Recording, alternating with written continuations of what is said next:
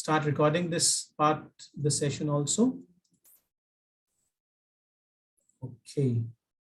So my topic for today, for today's class would be identifying a research problem. That is what we were doing, the practice, what we were doing earlier today. I was looking at your research problem. I was discussing with you whether, the problem makes sense. So whatever I was doing with you, you should be doing with each other or with your supervisor. Please do not be shy to talk to your supervisor. I'll tell you my personal stories. When I used to do a PhD, I was just like you. I don't know, I'm a full-time lecturer. I have a family to support. So full-time husband, full-time father, full-time lecturer, and doing a PhD. So lots of things going on at the same time. And while doing all these things, I would not get time to do my PhD work because I'm busy with so many other things. And of course, I'm lazy. So I'm not able to do so many things.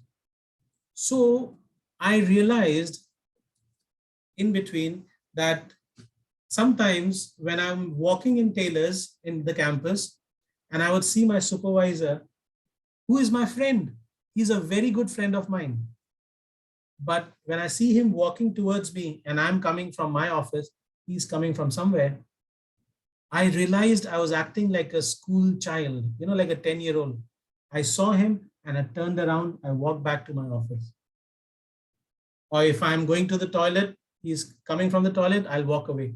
I'll go towards the lift. Then I realized that that is not a good thing I should be doing. Don't be shy. Talk to your supervisors all the time. And whatever I did with you, you do it with your supervisors. You may have 2 supervisors. Talk to them in detail. Find time to talk to them. Do lots of discussions with them. You will realize that in the first 1 or 2 years of your PhD, maybe they talk a lot, just like I'm talking a lot right now. But after 1 or 2 years, slowly, you will become a subject expert. They were the methodology expert. They know the subject in general. But your topic expert, you are reading more about your topic, you are researching more, you start doing your data collection, you start doing your analysis. After maybe 2 years, you become the subject expert and then you talk more. And your supervisor just listens to you, just like a psychologist. You talk, they listen, they understand what you mean, and they give you feedback. So please don't be shy to talk to your supervisors regularly. Lots of times, discuss anything with your supervisor. Also discuss with other people in this class. The more you discuss, the better your topic, more refined your topic will become. So today we are going to talk about identifying a research problem. Again, most of the things which I talked to you, you may know already. It will just, we are making your topic more focused, more cleaner. So the first thing you need to know when you're doing your topic is find out what is your research problem. What are the issues regarding your topic? What are the controversies regarding this topic? What are your concerns regarding the topic which you want to study? There has to be an issue. If you're doing a PhD, there has to be an issue which you want to address. So think about the problem. Ask yourself a few questions. What is the issue? What is the problem? What is the controversy that I want to find an answer to? And this problem or this controversy, how does that lead to my study? Why do I need to study it? Because people will ask you this question always. Why are you doing this research? So don't wait for me to ask you, why are you doing this research? Keep asking yourself, why am I doing this research? Of course, you may have many reasons. I'm doing this research for promotion. because my wife forced me to do, because my boss told me to do. Those are different things. But thinking about the topic problem, think about that problem and talk to other people and try to explain to other people why I'm doing this research. The more you explain to other people, the more you will understand yourself why you're doing that PhD. What are the concerns behind studying that topic? What are your concerns? What's the real reasons to do that topic? And then in your mind, you should have a sentence which develops that the problem addressed in my study is da da da da da. You should find a problem and then you write it down as a sentence. The problem that I am studying in for my PhD is da da da da da. Again, that is what I was doing with like Kendrick. Just discuss. And remember that research problem is different than research topic or research purpose or research question. Your research problem is a different umbrella. Your research topic is a different umbrella. Your purpose of your research is different umbrella. And your research question is even different. So we'll have a look. Research topic is broad area of study. The research problem is a problem or an issue or a concern or a controversy addressed in that research topic. So it's more focused, it's more narrow. Again, I was doing this with the other classmate, I forgot your name, but when we were talking about which type of business, whether it's manufacturing or service business. So we focus more and more to the right type of people, right group of people. If you're talking about hotels, which kind of hotels? 5 stars or budget, or 1 star or 2 star or 3 star? If you're talking about hotels, hotels where? All over Malaysia or in Kuala Lumpur, Malaysia or in Klang Valley, Malaysia? More focused. Again, if you're doing it in Klang Valley, Malaysia, with star, 5 star, okay, 5 star. Then again, you can go even more focused. Chain hotels or independent hotels? You know, independent hotels is like Pearl Intercontinental. Chain hotels are like Hilton, Sheraton, Marriott, you know, which have changed. They all have different management styles. So you focus, focus, focus. Then after you focus to the right type of hotel, then you want to interview somebody. Who you want to interview? Senior management, middle management, or ground level staff. They all have different thinking. They all have different need, want, and demand. So qualitative research is very focused. It's not my research is about hoteliers' perception in Malaysia. That's very general. Which hotelier, which part of Malaysia, what style of hotels, what category of management? Focus, focus, focus. Or even sometimes we can go department. Which department in a hotel? Front office department, housekeeping department, or kitchen or food and beverage service. You know, you have different departments. So you focus more. Then you have the purpose of your study. That is your major intent or objective of your study to address the problem. Under the purpose, then you have research questions, which are very focused, very narrow. Narrow the purpose of your specific question that the researcher would like to address. So research questions are very low. Then it comes to purpose. On top of purpose is your research problem. On top of research problem is your research topic. So topic is, when you write your topic, is general. When you discuss your problem in your introduction chapter, it's more focused. And then when you go to methodology, you discuss your research questions in detail, 1, 2, 3, 4, whatever you want to address. Again, I've just shown you this. Topic is, for example, your topic is distance learning.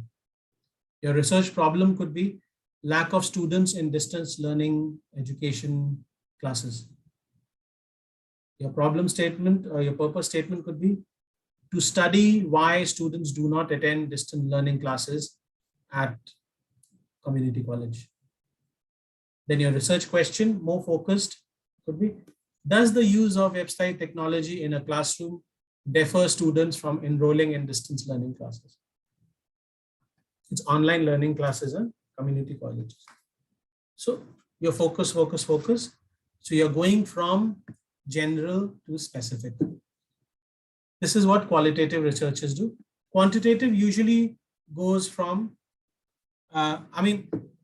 we go from general to specific, then we find the answer to the specific.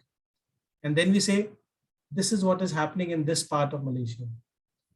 Whereas in quantitative research, they are mostly very general. This is what is happening to all this group of the world. And this is similar, which will happen in different part of the world. So they are very generalized answers. We qualitative a very specific answer in specific locations, specific group of people at a specific period of time. That means this research is done in 2022. Maybe if it was done in 1992 with the same type of people, the result will be different. So very specific. A few errors. Errors in stating research problems as the purpose of the study or the research question. A poor model could be, you identify the research problem but present it as a purpose statement. You say, the purpose of the study is to examine the education of women in third world countries. Instead of that, you could improve the model and say, women in third world countries are restricted from attending universities and colleges because of culturally oriented patriarchal norms of the society. You focus towards the real problem. Sounds like a very quantitative statement, but you're more focused. Another example, for example, a researcher intends to write the research problem, but instead of research problem, he writes the research question. The research question of the study is, what factors influence homesickness in college students? Homesickness means they miss home, they are sad, they cry for the parents, etc. So this is a research question. What factors influence? Instead of this, you can improve model, you could write, homesickness is a major issue for college campuses today. When students are homesick, they leave school or start missing classes, leading to student attrition. That means they start being absent in classes. Poor achievement in classes, they get low marks during their first semester in college. So explain, your one-line explanation should be understood by everybody.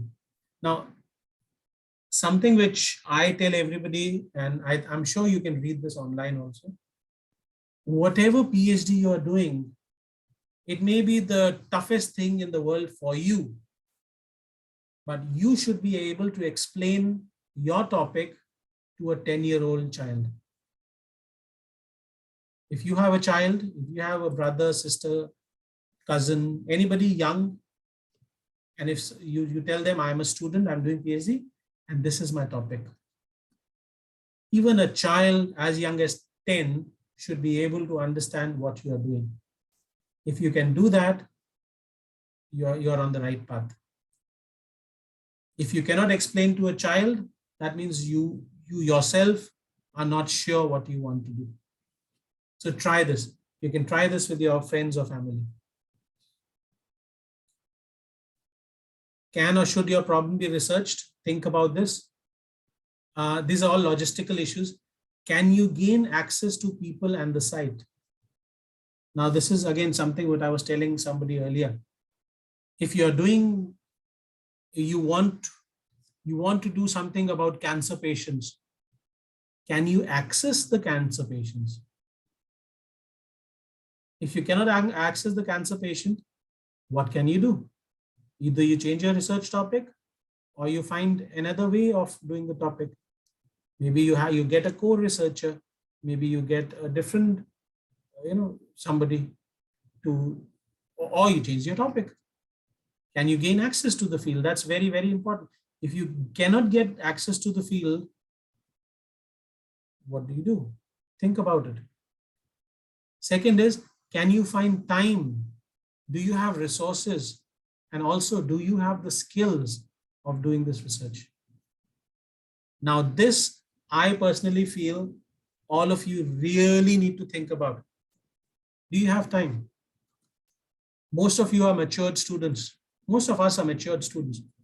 We are all adults.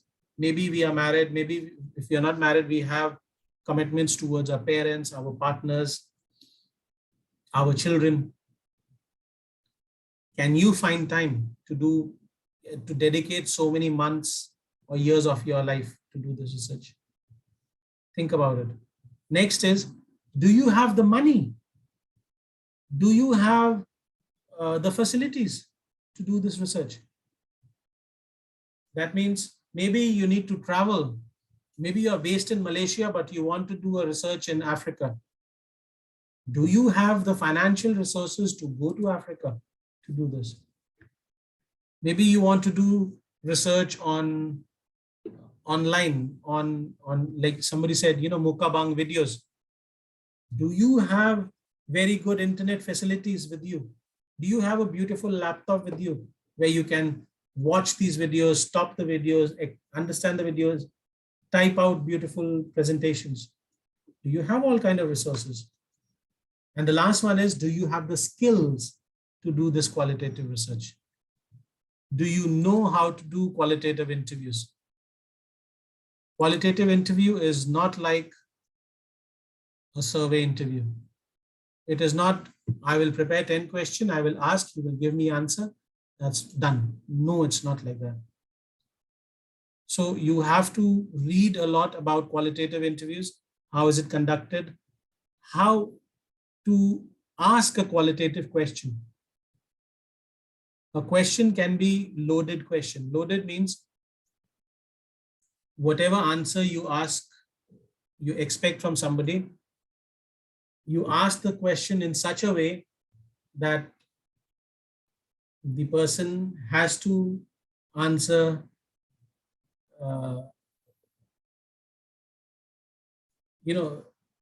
what you want. Whatever he answers is what you wanted. So you forced him to answer your question in a particular way. Those are called loaded questions. So you cannot ask loaded questions. You have to have very open-ended question. That means they can say anything they want. And also think about, should this problem actually be researched? Is it worth researching? Is this problem worth spending 3 years of my life? Because remember, you're going to stay with this topic for at least 3 to 4 years of your life, maybe more. So you cannot get bored with this topic after 6 months. So think about all these things. 5 ways to assess whether your research is a problem. Study about the problem. If you study the problem, if the study will fill a gap or void in the existing literature. That means read all kind of literature, find the gap, and see whether my thesis can fulfill this gap. First of all, if you don't find a research gap, no point of doing a PhD. If you're doing a PhD which has been done before, you will fail your PhD. You're copying somebody's work. You have to do something new which has never been done before. How do you find out? By studying literature like hell. Study everything about your topic. I told you, read at least one research paper every day. 7 weeks, you'll read 50 papers at least. Then you know a lot of things. What all has been done all around the world in the last 20, 30 years. Then you know when you know what all has been done, then you know what is not been done.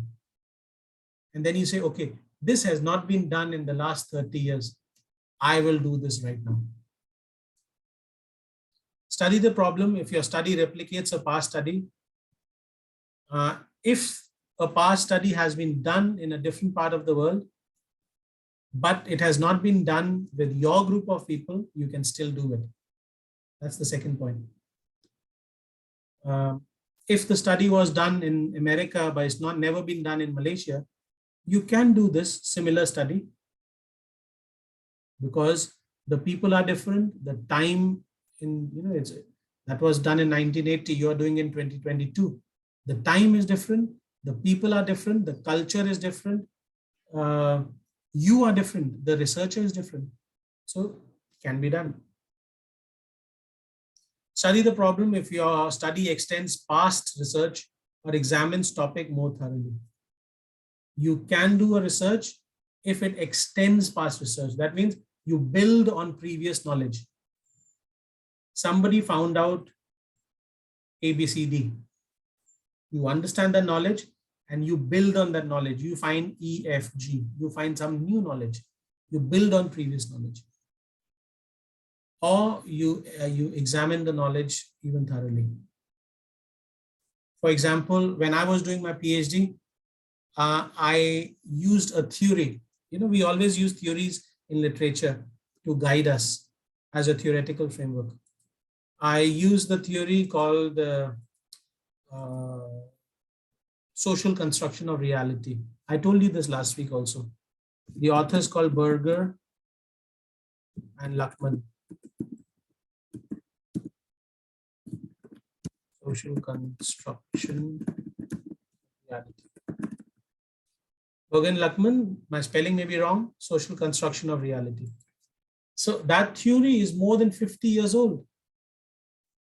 So when I use that theory to explain about my group of people, obviously the examiner, first thing they asked me was, hey, that is from 50 years ago. Why using such an old theory? So I had to defend that theory still applies to human beings today. And I defended it. But when I did my data collection, when I did my analysis, I did not leave the theory. I took, of course, I did my data collection, I analyzed, I presented.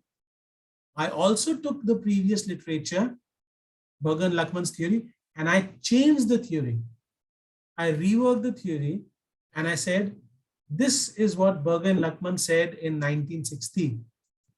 But what I think is, maybe we can change the theory a little bit to right now. This is not what is happening right now. So you can extend the knowledge further, bring forth new knowledge. Point number 4, this is the main reason why I do my PhD, or for any kind of research which I do, is to study problems in your study which gives voice to the silenced people, or people who are not heard, or people who are rejected in society, or any kind of people who are not the focus of mainstream. Most of the research is always done on mainstream people, most of the people. When you talk about most of the people, there is still some other people left. And those people are not insignificant. They are very significant. They form a part of the population. A lot of people have done research on most of the people. You should focus on this small group of people who nobody thought about. And you explain their thoughts, ideas, attitudes, behaviors, etc. Study the problem if the problem informs practice. That means study the problem if it helps, it has social implications, theoretical implications, or methodological implications. It helps society, or it helps knowledge, extending knowledge. Okay, I'll go faster. Sometimes I talk too much. Use qualitative research if the problem requires. Use quantitative if you want to measure variables or assess the impact of the variables or test previous theories. And it always applies to large number of people. Whereas for us, for qualitative research, qualitative research, you are required to learn about the views of the individual. You don't focus on what hundreds of people do. You focus on individuals and find real reasons for individuals to do something. Why is he doing it? Why is this group of people doing like this? Qualitative people, we assess a process over time. So whichever time you are based in is very, very important. And we have to spend a lot of time with these people. You don't do a survey in one day with 500 people. You talk to 10 people over a period of few months. or 20 people over few months. You observe a few people over a few months or 6 months or 1 year.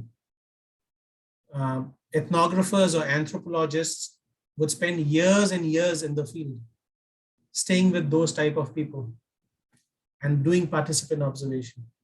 They become the respondent. They become them.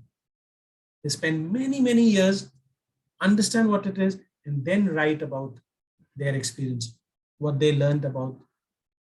So that's anthropology or sociology. So it's over time. Next is we generate theories based on participant perspectives. So qualitative researchers, we create new knowledge. We generate new knowledge. Maybe in the future, we make a theory from the knowledge. So qualitative researchers, remember, where you create knowledge, quantitative people test the knowledge. So you create the new knowledge, and when you go back, these people test the knowledge which has been created by others. So qualitative are the ones who create, you explore and you create something new. And you obtain detailed information about few people or from a particular research site. So you go very detailed. You're like an archaeologist, with a brush in your hand, and you want to find the dinosaur. So you go brush. Very detailed, very focused. Your problem statement should include, when you write a problem statement, it should include your topic, your research problem, a justification of the importance of the problem. When you give justification, you also have to write about previous research, what has been done in the past. Tell me about the gap, and then you say, I'm going to address this gap. According to so many people, has been done, but this has not been done. Therefore, I'm going to do this. You can talk about deficiencies in existing knowledge. That means problems in existing knowledge. And then you say, I'm going to address this problem. The audiences that will benefit from the study of the problem. That means you explain, my thesis will help these kind of people. And always try to find, I always tell people, try to think, try to talk to other students, try to talk to your supervisors. How can my PhD help theory? That means academic world, people like us. How can my PhD help theory? How can my PhD help society? How can my PhD help the governing bodies, government, whoever makes the decisions in the country? So or the industry, how can my theory help the industry? So think about who's the audience for your PhD. Okay, I'm not going to, the example is too much. Not talk about that. Okay, let's talk about research problems. So you can find out practical research problems or research-based research problems. Practical research problem means problems that come out from issues and concerns of real people. That means in society, there is a problem. So you try to address that problem in society and you do research on that problem, you find a solution. Practical research problem. Research-based research problem means you go into previous theory, previous knowledge, and then you find out some knowledge which is not there, something which nobody researched about, and then you research on that.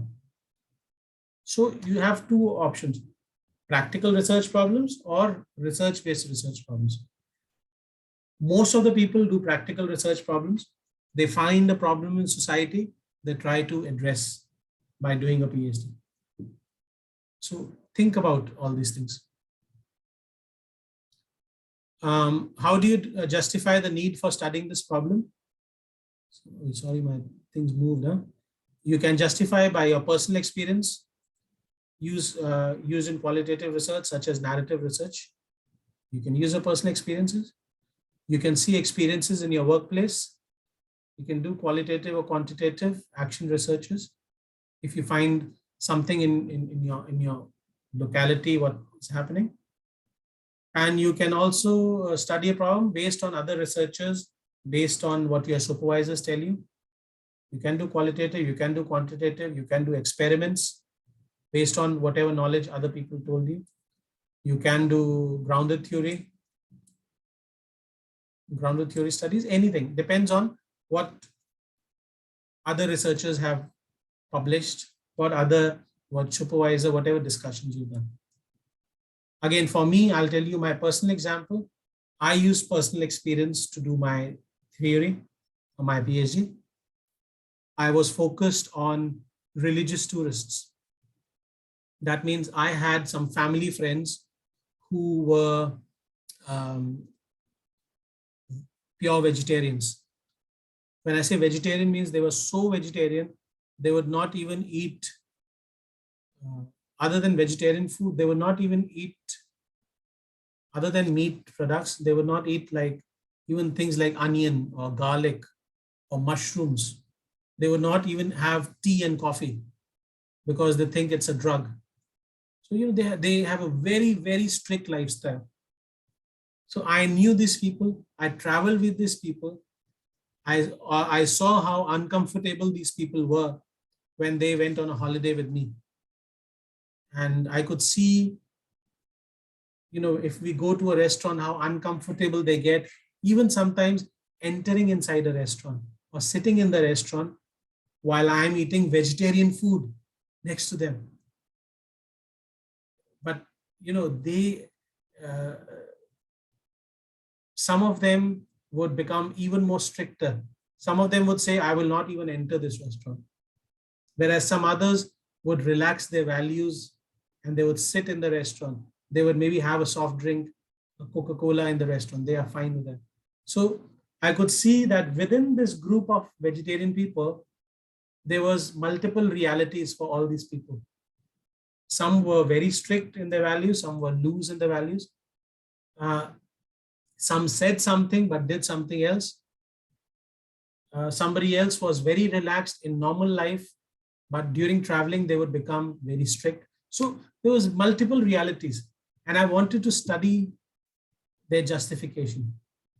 So then it came from my personal experience. I spent time with those religious tourists over a period of 4 years. I went on holidays. I went to their house. I went to their office. I saw them in their free time, in their work time, while they are visiting their own religious temples, while they are everywhere.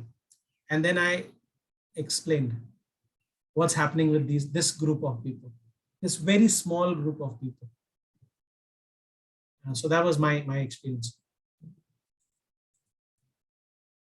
Justification in the literature based on other researchers and experts.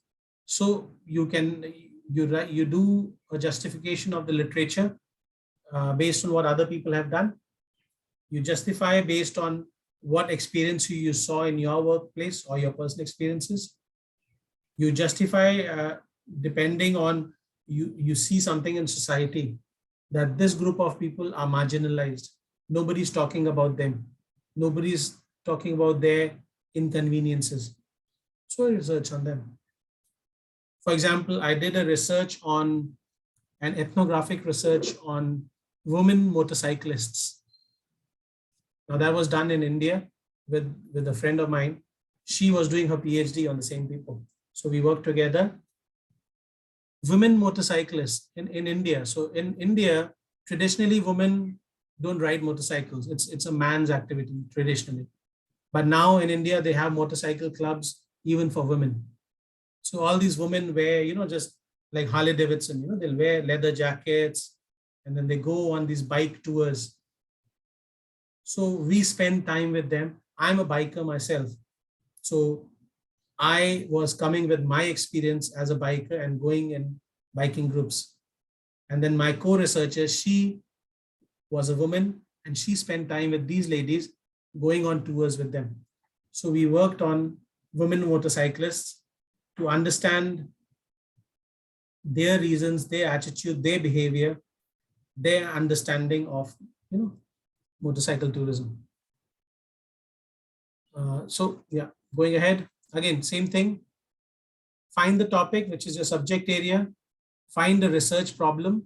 That means, what is your concern? What is your issue? What is the problem? What is your need for the solution? And then justify the research problem. Give me evidence from literature. Explain the research problem. Say, this has been done before. This has not been done before. I want to do it. You find the deficiencies or whatever is the research gap. And then you say, I'm going to address this gap in my own way. Tell your way. Are you going to do focus groups? Are you going to do interviews? Are you going to do participant observation or non-participant observation? Or maybe mix of them? Explain that. Writing an intro. I think all of you know this. I'll go a little bit faster. When you write an introduction, make sure you have background information. You have definitions of different terms which are being used. Please remember, you may be used to these terms. Let's say somebody was talking about mukabang. I've heard about it because I'm in the food and beverage industry. So I know a little, I heard about it, but I don't know. Many people don't know mukabang. So make sure in your introduction, you tell us about all these special words which only you know because you are researching on them, or only this group of people know. For example, I'm doing a paper on LGBTQ people. So within LGBTQ, they sometimes use some terminologies which I may not know. So, or a reader may not know. So I have to specify, I have to explain that in the starting, in the first few pages, so that the readers are aware of what I'm going to say. Statistical or contextual information, whatever is there, please tell us in the introduction chapter.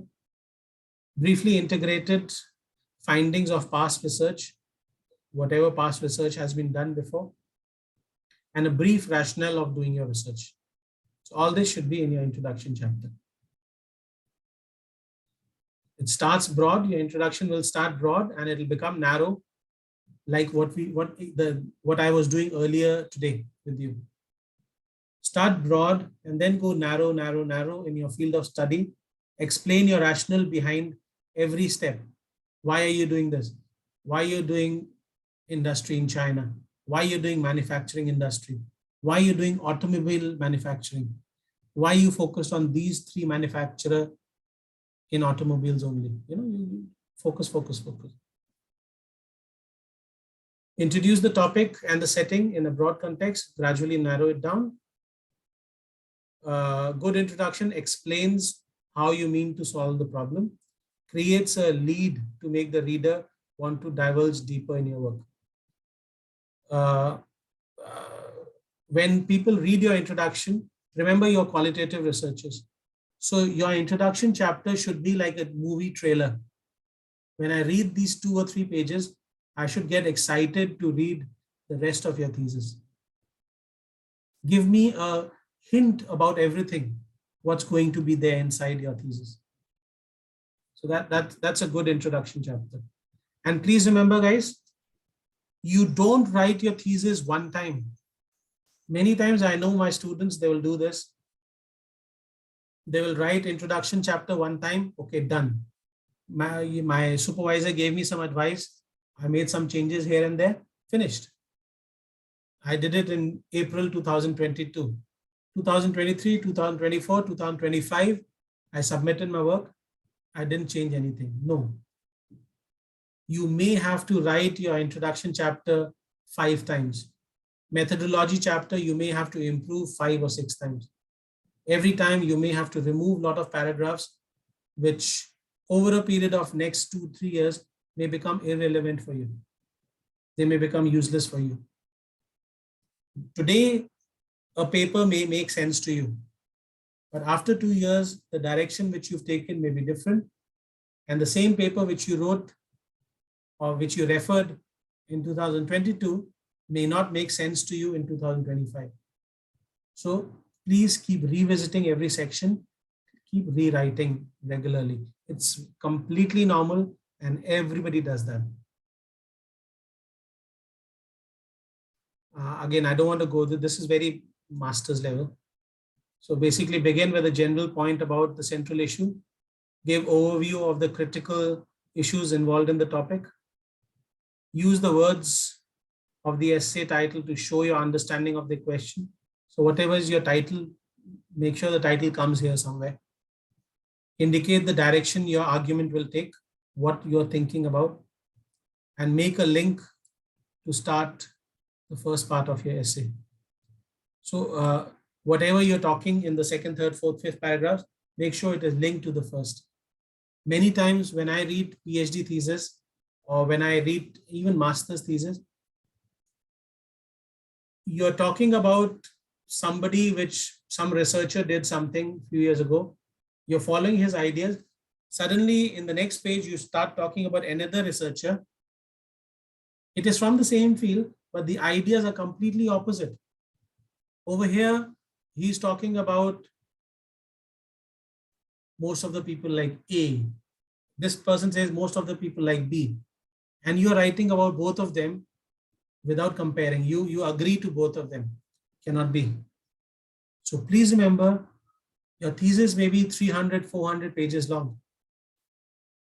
Remember, whatever you told earlier, after a few pages, you suddenly don't agree with another lecturer, another author, which has a completely different thinking about the topic.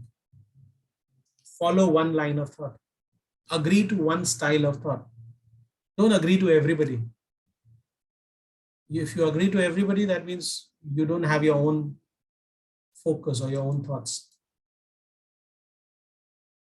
When you're talking about your research problems, when you're writing your introduction, arouse interest, encourage readers to read, keep your introduction part short, define the problem, organize it in such a way that every section makes sense and you're not repeating yourself.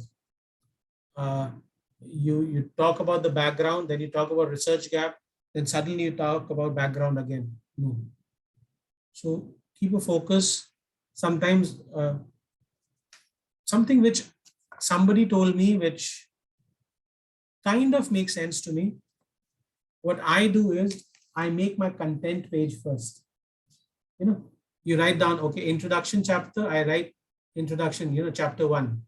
Then 1.1 background, 1.2 problem statement, 1.3 research gap, 1.4 research question, 1.5 methodology used. So I will first put the heading and then slowly over a period of time, I will start filling up every section slowly with a few paragraphs. So I'll build up on my headings. You can do that if you think like that. Some people do like that. I tried that also sometimes. Sometimes it works, sometimes it doesn't, because you write some headings and then you start filling up, then you realize, no, your direction is somewhere else. You don't want to write it this way. So you can do. Reviewing of literature. I think all of you know how to review literature. You're reading past journals, books, documents. Many times your supervisors will tell you, again, some of you may be teachers or some of you are already in academics, so you know this. People always tell you to use past literature, latest literature, last 3 years only, last 5 years only. What I tell you is, yes, you should use literature which is 3 years or 5 years old, but sometimes some literature, like I used Berger and Luckman's theory, 55 years old theory, it still makes sense even now. So I explained and it was accepted by my examiners in my proposal defense, also in my final defense. Everybody agreed to that theory. So I was talking about 2 or 3 different theories, which I agree with.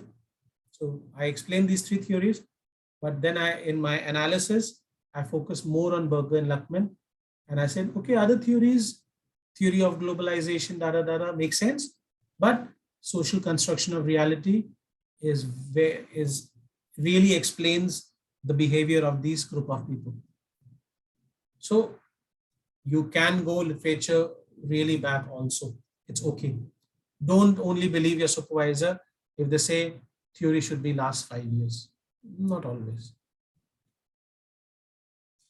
Um, Usually, again, this is basically trying to explain the difference between qualitative and quantitative focus on theory.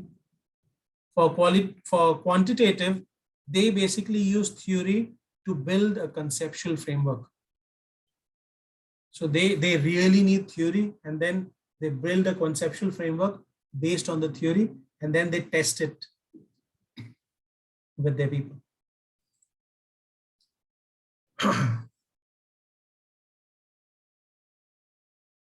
Somebody just send me a message. Okay, if you have to leave in between, no issues. You can leave the class. Usually I finish the class at 5, maybe early, depends on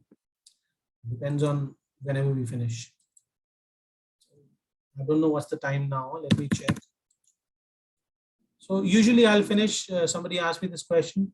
It's going to be 4. Maybe by 4:30 I'll try to finish. If you really want to leave faster, we'll see. For qualitative, basically, we don't remember, guys. For qualitative, you are not going to do a conceptual framework. You do theoretical framework, which is different than conceptual framework. So please do a little bit reading between. I'll write this down again.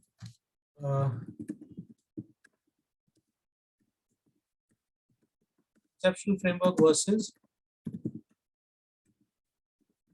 theoretical framework. Do a little reading between these two, conceptual and theoretical.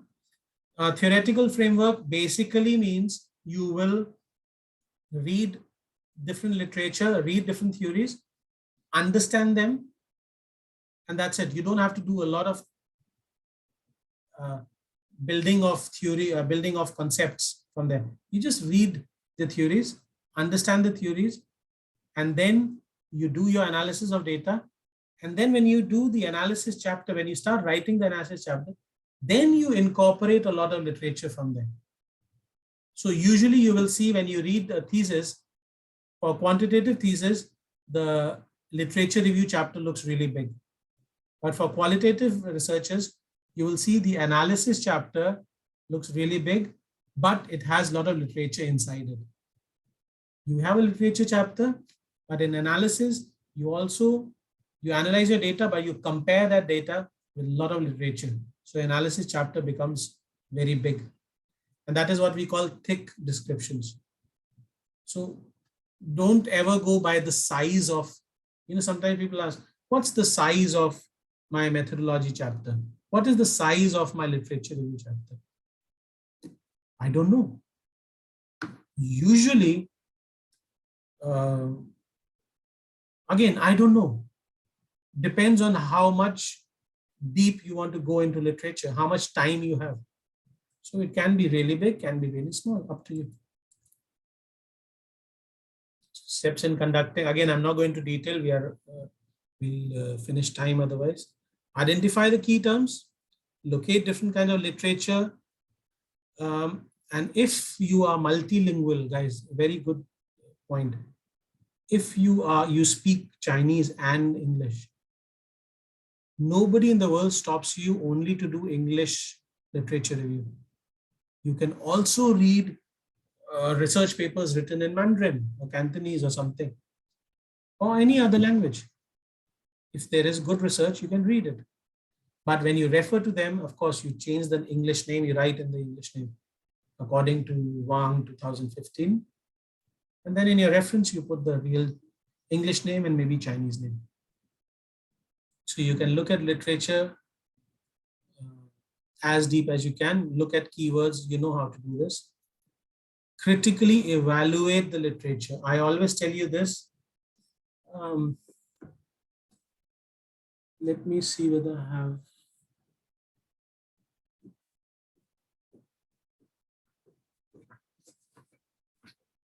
I may not have, so maybe, I don't know whether you can see this.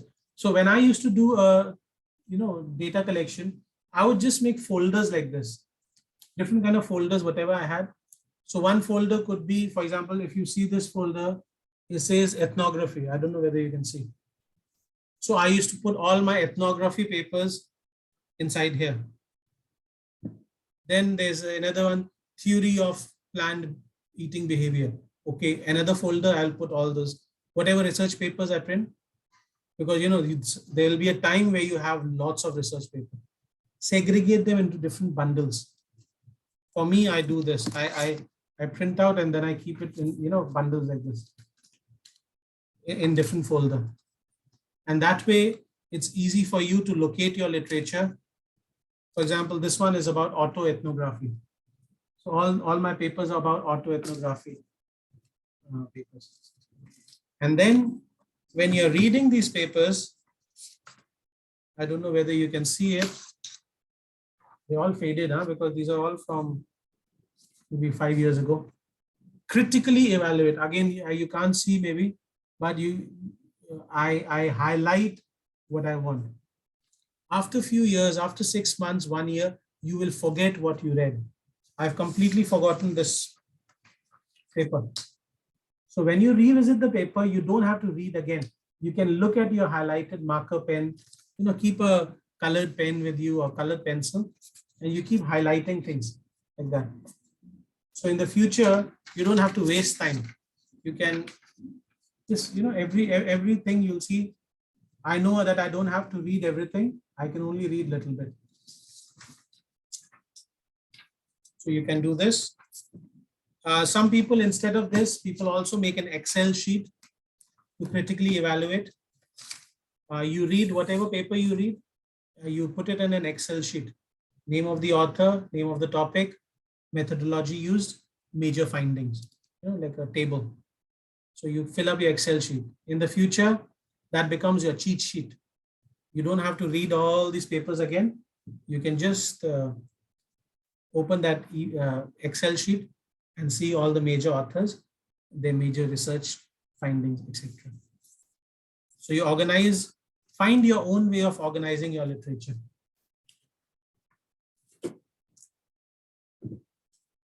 And in the end, of course, you write your literature review.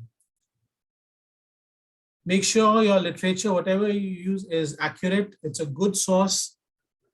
And another way of finding out whether the source is good is a way of finding good literature. Let's say you read a paper and you really enjoy the paper. Some papers the language is too tough for you to understand.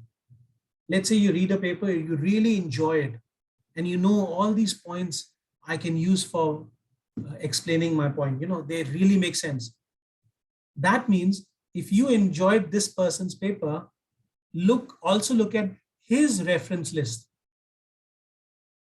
And that person's reference list will give you another list of papers which you can search and download. Because if you understand this author one's writing, that means this author one was influenced by other people inside. Look at those other people's reference, and then look for those papers. Even if they are 5 or 10 years old, no worries. Okay, we'll go ahead.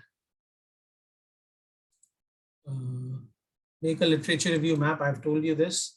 Identify how you do a literature review map. Identify the key terms of your topic. Place them on the web. What is the major key terms? This is called mind mapping. You can just, what is the main topic I want to discuss? Take the information from the map, sort it into different groups relating to different areas.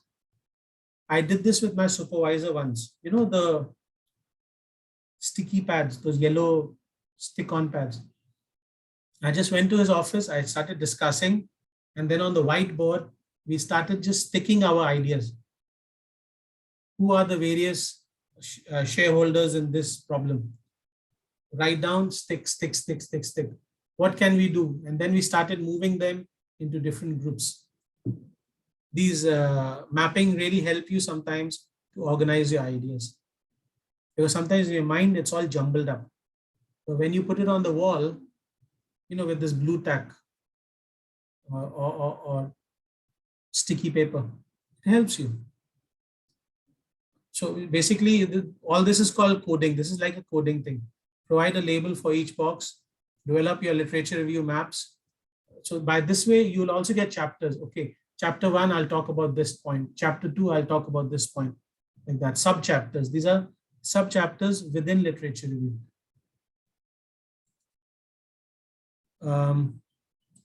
Indicate the proposed study that will extend the literature.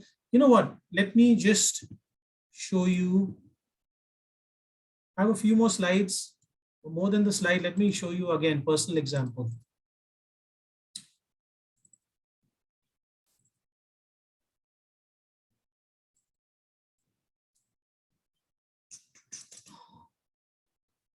For example, when I used to collect data, I would do like cultural capital theory articles. Whatever article I found out about a theory, I'll put it in different folder. Ethnography articles, whatever, I'll separate them into different groups so that I remember these. How to interview articles. You see, so I maybe 2015, I did this before I went for my data collection. How to interview. Paradigm articles. I downloaded something. So you can do this. Don't download everything and keep it in your download folder somewhere. Qualitative articles, reflexivity articles. So you can do like this, different topics. Look at the social construction of reality, different articles, different photos. Sometimes there's just photos also, which make me understand. And then you can do, let me show you.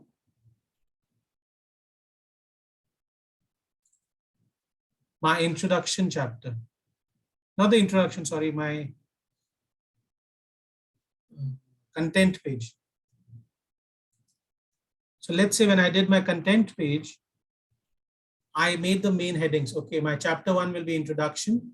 Then I did sub chapters. A few basic sub chapters you know already about introduction to your topic, your problem statement, your objective of study, research questions, my approach, belief and methodology, and contribution of my research. These are the basic headings which you know already. Maybe your first heading may be different than me, but you can do like this. Then contribution, theoretical, practical. Then in the end, organization of my research. Then my literature, I do the same thing. Literature review. I have different, these are all like separate. Imagine them as separate research papers or separate chapters. So chapter 2 has this one sub chapter here, another food consumption and culture, food consumption and tourism, and all the theories or whatever's inside here. Food consumption and religion. We'll talk about this.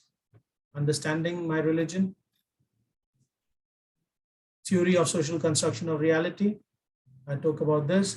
Theory of cultural capital. So these are all sub chapters, sub theories, and then you write a few pages about them. Done. If you see my methodology chapter, I have an introduction, my research paradigm. So I directly jump into paradigm first. Remember, paradigm is the big umbrella. So you directly jump into your research paradigm, explain your paradigm, your ontological, epistemological, my values, my axiology. After that, after your paradigm, you go into your methodology, which is for me was ethnography. So I explain about that. Then I jumped into my method. That is my qualitative method. Then I talked about reflexivity in my research. Then I went to the research tools. I did interviews, field notes, participant observation. Then I talked about ethics. So, my methodology chapter, I broke them into different sections and then explain every section little bit. And then you go into analysis. Again, sub chapters inside. Chapter, sub chapter, like that. Then discussion, chapter 5, conclusion, chapter 6, recommendations, done. So it's of course, it is a lot of work. After you finish, you feel it is not a lot of work, but It is definitely, PhD is not easy. It takes a lot of time, but PhD is not about knowledge. Huh? Trust me. I always tell this to people. It's not about how intelligent you are. PhD is all about how good you are in time management and people management. You have to manage your time. You have to manage people around you. Your bosses should be happy. Your children should be happy. Your wife should be happy. Your husband should be happy. You still have to give enough time to everybody and still find time to do this. Maybe for you it's in the morning or for in the night, whenever. So again, construct your literature review map. You can do thematic reviews. You can do study by study, one by one. Look at different papers, explain about them. Yeah, I've explained this to you already. Citation is very, very important. In-text citation as well as end of paper citations. Somebody asked me last week regarding word count. Citations in the end for your PhD, all your citations are counted in your word count for your PhD. For your 100,000 words includes everything from your abstract till your end of reference list. Everything is done. Before abstract, no, it's not counted. You're thanking to your parents and supervisor, your other things before that are not counted. Anything after references like appendix, maybe you want to put a sample question paper, a sample interview script, or maybe you want to put some photos you clicked in the field, you think it's important, you want to put it in your appendix. Those are not counted in your word count. Citation, usually you are using APA version 6, but now version 7 is slowly come in the market. So if I remember correctly, Taylor's is still using version 6 APA style. So again, confirm within your regular schools. Maybe if you come from some other school and maybe they want to leave APA style, they want to go to Harvard style, follow it. They are all very similar, but not the same. So be very, very careful to follow your, again, it's all given on the internet, very easy to find the right style of citation. In-text citations look like this. You know this already. Order of citations, usually people do chronological order. I personally like it by chronological order. That means if 3 people agree to my point, or I agree to 3 people's point, sorry, I agree to 3 old research, I will put the latest research first, then the older one, then the older one. So let's say I say, most of the people in Malaysia like a blue t-shirt. Or the author agrees that most of the people like blue t-shirt. And then you want to give reference. According to Jack 2021, Alex 2020, Jack or Raj 1995. So I'll go from latest to slightly older. Okay, all these things, I'm not going to these details, and these are all you can easily find on the internet.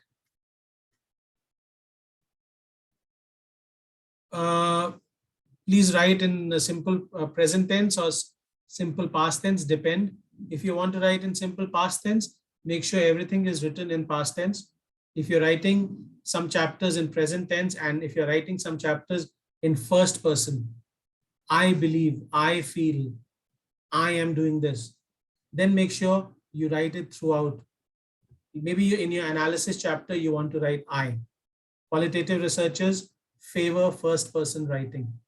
And as your supervisor, as not your supervisor, as your